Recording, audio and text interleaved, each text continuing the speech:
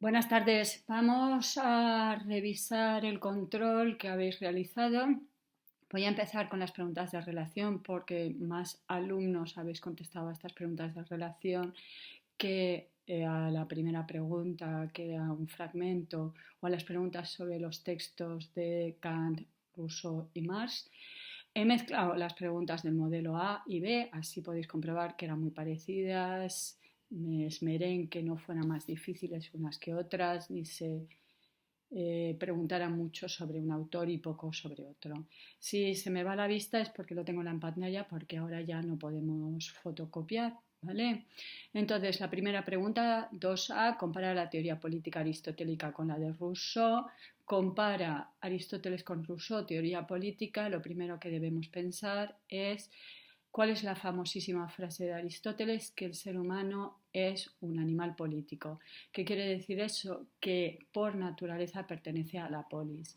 En cambio, Rousseau, como todos los filósofos modernos, se va a plantear que el individuo es el que decide hacer un contrato y entrar en sociedad. Podríamos decir, por lo tanto, que la teoría de Aristóteles es un organicismo social, lo importante es la polis frente al individualismo de los autores modernos, Rousseau, Locke o Hobbes. Mientras Rousseau defiende la igualdad, Aristóteles defiende el esclavismo. Ya hemos visto que para Aristóteles es importante que los esclavos trabajen para que los hombres libres tengan ocio, tiempo libre para dedicarse a la política.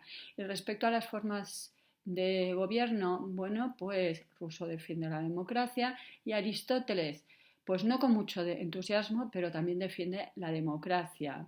En eso se diferencia con Platón, que le parece uno de los peores formas de gobierno. Sí que es verdad que tanto Aristóteles como Rousseau consideran que hay que atenerse a las circunstancias. Dependerá. Hemos visto que Rousseau considera que la democracia es asamblearia, solo se podría dar en repúblicas pequeñas.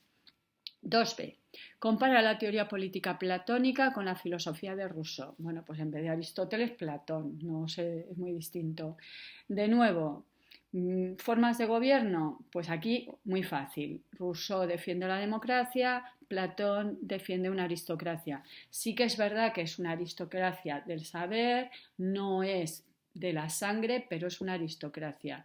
¿Qué le preocupa a Rousseau? Lo que más le preocupa a Rousseau es la desigualdad. Obviamente a Platón no, porque nos va a plantear una ciudad ideal que es justamente desigualitaria, ¿no? Los gobernantes, los guerreros y los productores. Lo que le preocupa a él es la justicia. Es verdad que ambos tienen algo en común en su teoría política y es el rechazo a la propiedad privada. Pero cuidado, para Platón solo es gobernantes y guerreros que no tendrían acceso a la propiedad privada y cuidado, Rousseau no es más, no aboga por la abolición de la propiedad privada. ¿Quién debería gobernar? Pues para Platón obviamente el filósofo rey o los filósofos reyes y en el caso de Rousseau pues la voluntad general, es decir, la soberanía está en el pueblo. Respecto a la sabiduría, curioso, me lo habéis dicho alguno, original, no lo había caído yo. Es verdad que Platón defiende la sabiduría, el gobernante tiene que ser sabio y en cambio hemos visto que Rousseau desconfía. El sabio no es bueno, en cambio para Platón sí. Muy original esa respuesta. Compara el contractualismo de Locke y el de Rousseau. Bueno, semejanzas, pues muy claros. Los dos parten del análisis de un supuesto estado de naturaleza y los dos sostienen que el individuo debe hacer un contrato para entrar en sociedad. Diferencias, bueno, pues por ejemplo en el estado de naturaleza. Para Rousseau ya sabemos, el hombre en el estado de la naturaleza es bueno, inocente, es el buen salvaje. En cambio, Locke nos habla de ciertos derechos, como el derecho a la vida y el derecho a la propiedad privada. ¿Con quién harían el contrato? Pues si para Locke el contrato lo harían con el gobernante, en cambio para Rousseau sería con la comunidad. Respecto a la propiedad privada, pues mientras Locke considera que es un derecho, fruto de nuestro trabajo la propiedad privada, en cambio Rousseau considera que es el origen de las desigualdades. ¿Cuál es el sistema político resultante? Pues el de Locke es el liberalismo y en cambio el de Rousseau es la democracia. Comparemos en el B el contractualismo de Hobbes con el de Rousseau. Bueno, semejanzas. De nuevo, los dos parten de un supuesto estado de naturaleza y los dos abogan porque el ser humano haga un contrato social para entrar justamente en sociedad. Diferencias. El estado de naturaleza. El hombre en el estado de naturaleza de Hobbes es agresivo, es codicioso, es un lobo para el hombre, es la guerra de todos contra todos. En cambio, el estado de naturaleza para Rousseau, el hombre es bueno, es inocente, no se vive mal, es un paraíso, hay cierta escasez, pero tampoco es una cosa grave. Era feliz el ser humano en el estado de naturaleza. ¿Con quién debe hacer el contrato? Según Hobbes, el ser humano debería hacer un contrato a favor del gobernante. Para Rousseau, en cambio, a favor de la comunidad. El resultado sería, en el caso de Hobbes, sería el absolutismo, en el caso de Rousseau, la democracia. Vale, explica la crítica de Kant al dogmatismo racionalista. ¿Vale? Truco, nos acordamos que al principio Kant era racionalista, según él dogmático, y que va a ser Hume que le despierte del dogmatismo. Vale, ¿cuál es el problema de los racionalistas? Que al principio él era. Yo recuerdo que Kant no se pelea directamente con Descartes, que ya hace mucho, sino que se pelea con Wolff. ¿Vale? No hemos dado a Wolff, pero da igual porque las teorías de Wolff se parecen bastante a las teorías de Descartes. Vale, pero en un examen pongo Wolff, no pongo Descartes. Vale, ¿cuál es el problema del dogmatismo? ¿Por qué los racionalistas son dogmáticos? Porque uno, no han considerado los límites que tiene el conocimiento, por eso son dogmáticos, se creen que han alcanzado la verdad. Otra cuestión es, consideran que se puede conocer aquello que no se basa en el conocimiento sensible, por ejemplo, Dios, el alma o el mundo. Afirman, por eso son dogmáticos, que se puede demostrar la existencia de Dios. Y por último, consideran que la metafísica es una ciencia, es el verdadero saber. El B, ¿se puede decir que el a priori de Kant es lo mismo que el concepto de las ideas innatas de los racionalistas? Obviamente siempre las preguntas es sí y no, pero por favor no me pongáis sí y no, en un examen no se pone sí y no, en un examen de filosofía. A ver, ¿qué tienen en común el a priori de Kant y las ideas innatas? Pues que ambas son al margen de la experiencia, que no se basan en el conocimiento sensible. ¿Qué otra semejanza? Que es algo que pone el sujeto, no procedido de fuera, está en el alma, en el sujeto, lo pone, ¿de acuerdo? Diferencias, ya hemos visto. El a priori de Kant es solo la forma, es decir, no tiene contenido. Según la terminología kantiana, forma pero no materia, ¿de acuerdo? Me permite estructurar las sensaciones, pero no tiene un contenido. Otra diferencia, mientras que las ideas innatas de los racionalistas son las tres de siempre, Dios, alma y mundo, el a priori de Kant no solo es Dios, alma y mundo, eso son las ideas, también están las categorías y están las intuiciones, el espacio y el tiempo. Compara las concepciones de ciencia en Hume y Kant. Bien, a ver, podemos analizarlo, ¿no? Por ejemplo, las matemáticas. Mucho cuidado, las matemáticas para todos, siempre, repito, siempre ha sido una ciencia. No hay ningún autor que haya dicho las matemáticas no sean una ciencia. Y no, se basa en la experiencia. Mi broma de siempre, los dos no corretean por la calle. Vale, las matemáticas, una ciencia. Pues para Hume se basa en las leyes de asociación del sujeto, mientras para Kant no es simplemente una cuestión psicológica, sino que es una cuestión a priori, se basan en el espacio y el tiempo, ¿vale? Para ambos no se basan en la experiencia, para ambos y para todos los filósofos. Algo tienen en común, pero en algo se diferencian. La física. La física para Hume es probabilística, se basa en la experiencia y por lo tanto si se basa en la experiencia solo se pueden hacer afirmaciones que son probables, no universales. Para Kant, horror pavor, no, la física es una ciencia y es universal y necesaria, por lo tanto no, se basa en la experiencia. Puede parecer que los científicos parten de la experiencia, pero no, es al revés. Los científicos parten del a priori, en este caso no las intuiciones, sino las categorías. Respecto a la metafísica, pues ambos están de acuerdo en que no es una ciencia, pero hay una diferencia. Mientras Hume dice, cójase todos los textos de metafísica y tírese a las llamas, en cambio, para Kant tiene un uso regulador. ¿En qué medida influye en Kant la crítica a la causalidad expuesta por Hume? Vaya lío que nos hemos armado aquí. Vale, no era necesario contestar, ¿eh? Así que si lo hemos contestado ha sido porque hemos querido. Bien, entonces, primero, ¿qué aprende? Lo que aprende Kant de Hume es que la causalidad no se basa en la experiencia. Y aquí os habéis hecho un lío.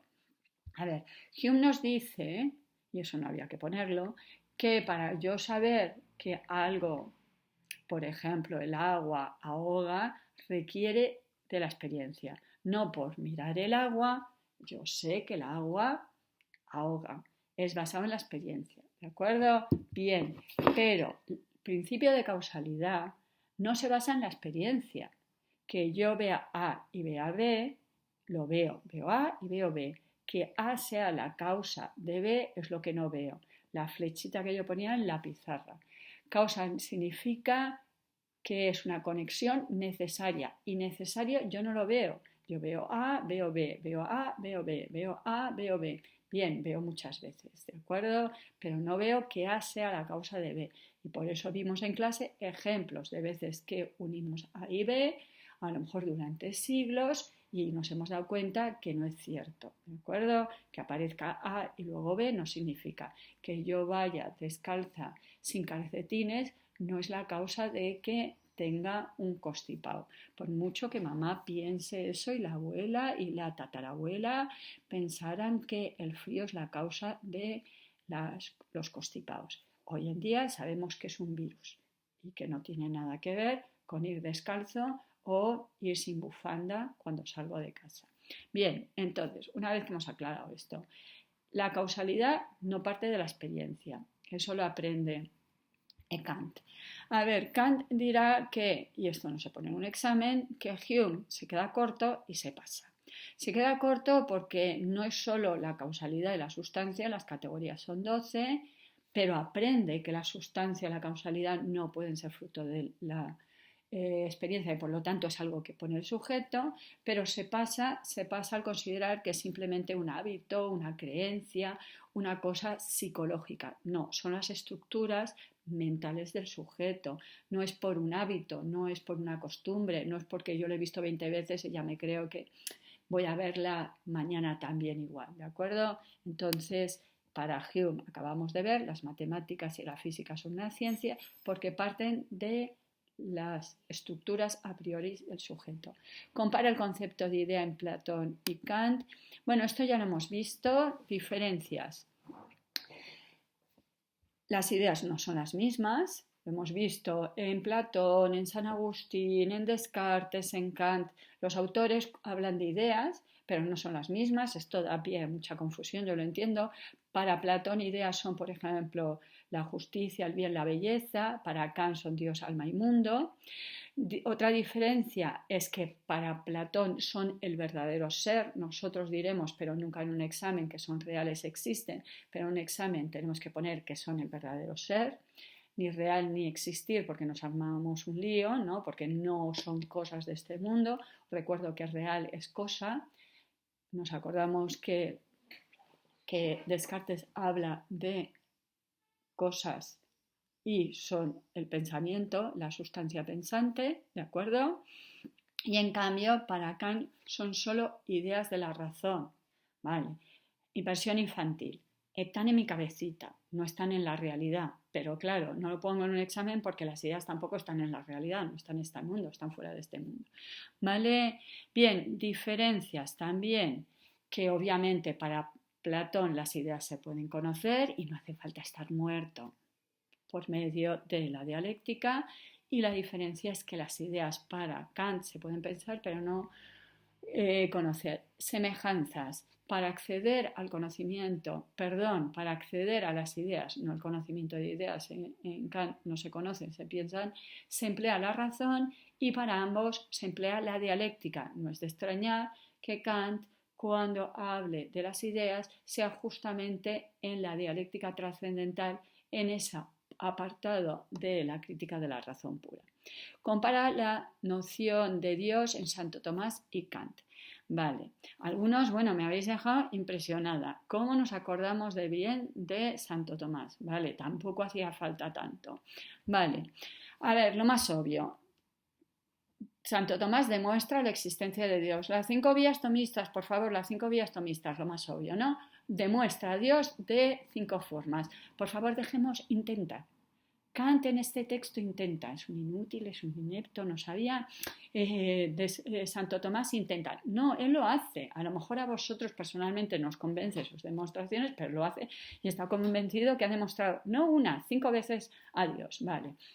Santo Tomás demuestra la existencia de Dios y en cambio Kant no le convencen las demostraciones, ni la de Santo Tomás, ni la de San Anselmo, ni la de Descartes, ni partiendo de algo que yo puedo observar, ni de una idea que tengo yo en mi mente, ninguna. No se puede demostrar la existencia de Dios según Kant. Bien, el Dios de Santo Tomás, como buen cristiano, es el Dios que ha creado. El Dios de Kant es una idea de la razón o un postulado de la razón práctica, una idea de la razón teórica, ¿de acuerdo? La gran diferencia es que la teología para Santo Tomás, un señor del medievo, del siglo XIII, la teología es una ciencia, es la ciencia, y en cambio para Kant la teología no es una ciencia, la metafísica no es una ciencia. Yo recuerdo que tenía 4 ramas según el señor Wolff y la teología era una de las ramas. No se puede hacer ciencia acerca de Dios. ¿Qué diferencia existe entre la ética de Kant y la de Aristóteles? En el A, pues la ética de Aristóteles es una ética material, es decir, tiene contenido. La ética de Aristóteles es una ética material, según Kant, obviamente, y la ética de Kant es una ética formal, es decir, no tiene contenidos. La ética de Aristóteles, como todas las éticas anteriores a Kant, formulan imperativos hipotéticos, quiere decir que hay una condición, y en cambio Kant formula solo uno, que es el imperativo categórico kantiano. Imperativos hipotéticos significan que pone una condición. En el caso de Aristóteles sería: si quieres ser feliz, debes ser virtuoso. Si quieres ser feliz, dedícate a la contemplación. Si quieres ser feliz, debes respetar el término medio. La ética de Aristóteles, según Kant, es una ética empírica, se basa en la experiencia. En cambio, la ética de Kant es a priori, al margen de la experiencia. A priori no es antes, ese es el truco, es al margen de la experiencia y por lo tanto puede ser universal. La ética de Aristóteles es una ética de bienes, nos dice lo que es bueno. Según Aristóteles, la felicidad, por eso es una ética eudaimonista. La ética de Kant, en cambio, es una ética del deber. Nos dice que debemos hacer las acciones por deber.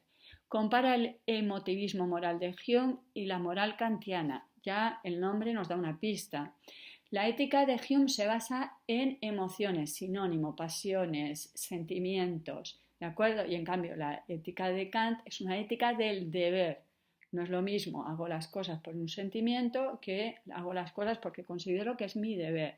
La ética de Hume es una ética utilitarista, es decir, se hacen las cosas porque son útiles. La ética de Kant no tiene condiciones. Yo no hago esto porque voy a ser más feliz, porque me viene bien, por evitar un castigo o por buscar un premio. No tiene consecuencias. Hago las cosas porque es mi deber, punto. No me van a dar un premio, no me van a castigar, no voy a ser más feliz, pero tampoco voy a ser más desgraciado, es que es al margen.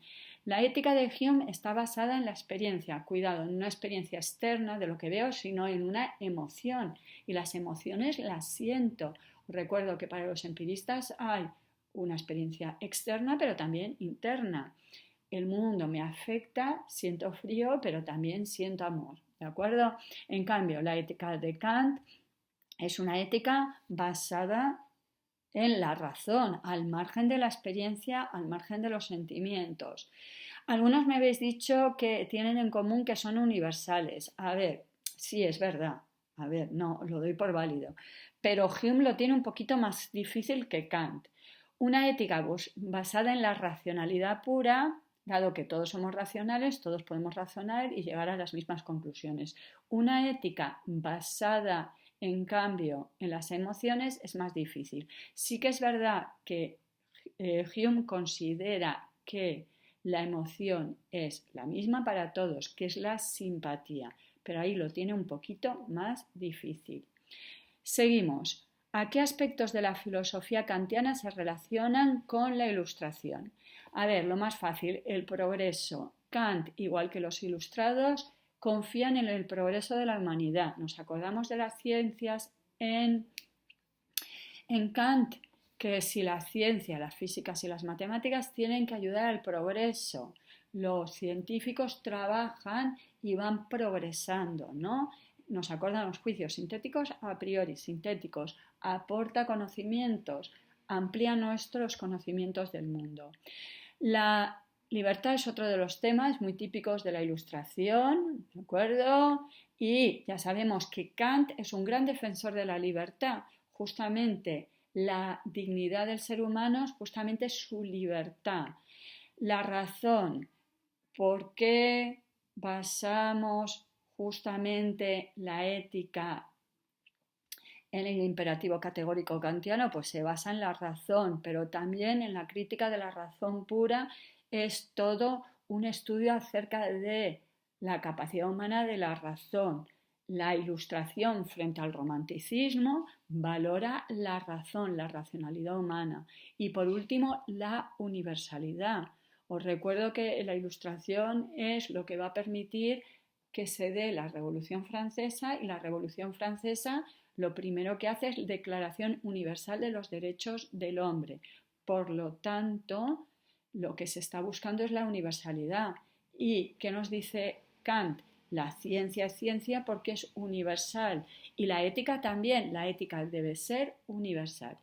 Como el vídeo me está saliendo un poquito largo, lo voy a dejar aquí, en el siguiente continúo. ¿De acuerdo? Hasta ahora.